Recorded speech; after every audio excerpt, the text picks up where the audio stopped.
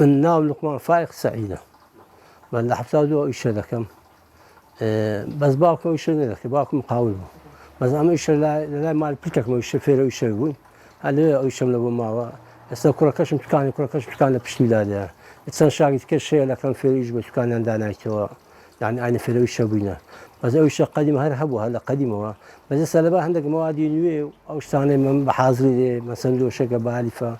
زور كذا إيش موديلنا معه أو بموديلنا وحتى هذا من إيش لقرصه كذا بيز بالفة بدو شقة ببتها إيش ثاني نبي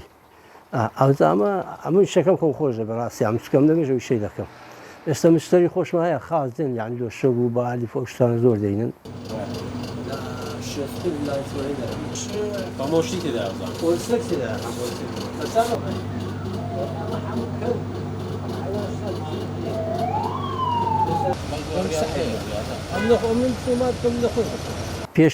پیش هفته کان کتکو کوان هبو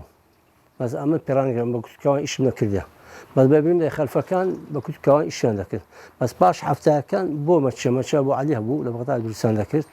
با مچ ایش من نکرد بس مچش کش پیابو او مچ بابلین او مچ سوریا اما بازوری خوریا پامویا سوفا بواخر پولسر پیابو پولسرش طبي على سزنن أو شتانه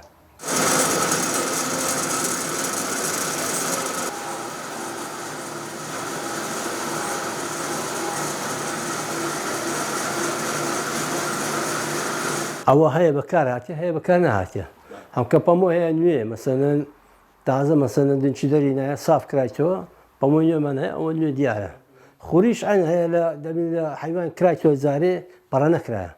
باش شتيتان دليل أما برايدا كينو مثلا شيء مالانا مثلا لو شقة بالفة ليفة وعندين برايدا كإنسان حسب طلبات المشتري مثلا لو شيء سمي دوي لو شيء جنفي دوي ليفي دوي زودالي دوي بالف خري دوي بالف كي دوي تبي أمانة بودي زاك لو شيء زولانة بي حسب طلبات بيشان درهم أبو نيو درهم أبو ربعي أبو دينار أبو أوانه أبو السعادة اشترى كان بابنا حتى الوقت كان حتى وآخر كانش هرباري سويسري أبو بس باش بيبو بريمر بس رازيت كلمة أو أنا شو المنال